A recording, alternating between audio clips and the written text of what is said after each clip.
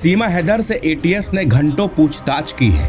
उनसे उन सवालों के जवाब मांगे गए हैं जो सीमा हैदर बताना नहीं चाहती। भले ही मोहब्बत के वास्ते उन्होंने पाकिस्तान छोड़ा है, लेकिन सीमा हैदर को ये पता होना चाहिए कि मैडम, ये देश संविधान से चलता है, ये देश कानून से चलता है और कानून की नज़रों में आपने गलत किया है।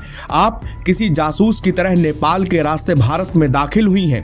भले ही आप ये कह रही हों कि मैं भारत में ही जीऊंगी और भारत में ही मरूंगी, मगर करोड़ों लोगों की सुरक्षा के साथ एजेंसियां खिलवाड़ नहीं कर सकती। ये तो हमारी तहजीब और संस्कृति है कि हम एक पाकिस्तानी को भी अपने यहाँ प्यार देते हैं। यूपी एटीएस सीमा हैदर को दोबारा पूछताछ के लिए ले गई है। एटीएस को अभी तक उन सवालों के जवाब नहीं मिले हैं जिनकी तलाश टीम को है। सीमा हैदर कहती है कि उन्होंने कभी लैपटॉप नहीं देखा, मगर पाकिस्तान से भारत गैर कानूनी तरीके से पार कर आई। ये बात एजेंसियों को पच नहीं रही। यहाँ तो एक प्रदेश से दूसरे प्रदेश तक जाने में अगर आईडी कार्ड ना हो तो लोग डरते हैं, फिर आप पाकिस्तान से भागकर भारत कैसे आ गईं?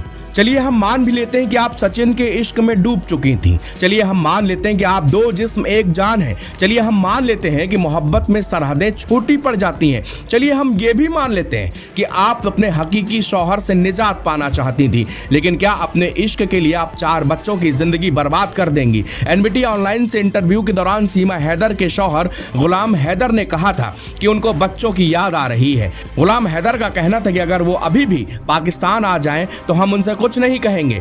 गुलाम हैदर ने कहा था कि कम से कम अपने 4 बच्चों को भेज दो, वो अपने वालिद की याद में गमज़दा हैं।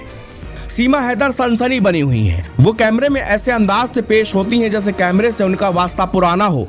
फिलहाल एटीएस को शक है कि कहीं कहानी में गुलाम हैदर भी तो इन्वॉल्व नहीं है। पाकिस्तान पर भारत ने जब जब भरोसा किया है, बदले में कारगिल जैसा युद्ध मिला है। हम मोहब्बत के तरफदार हैं, मगर इसकी आड़ में साजिश नाकाबिले बर्दाश्त है। आपको एटीएस के जवाब तो देने होंगे। अंत में वो जिगर मुरादाबादी का मशहूर शेर है कि ये इश्क नहीं आसान, इतना ही समझ लीजिए एक आग का दरिया है और डूब के जाना है। आग के दरिये में तो आप डूब ही चुकी हैं, मगर हिंदुस्तान की एजेंसियों को भी सच बताना होगा। आपको सच बताना होगा कि एटीएस को हर जवाब देने होंगे। आपको देने होंगे क्योंकि आप पाकिस्तान से वाया नेपाल और हिंदुस्तान में गैर कानूनी तरीके से आई हैं। यूपी एटीएस का शिकंजा अब कसता जा रहा है। अब आगे देखना होगा कि सीमा हैदर क्या वास्तव में पाकिस्तानी जासूस हैं या फिर मोहब्बत के वास्ते सचिन मीना के साथ रहने के लिए भारत आई हैं।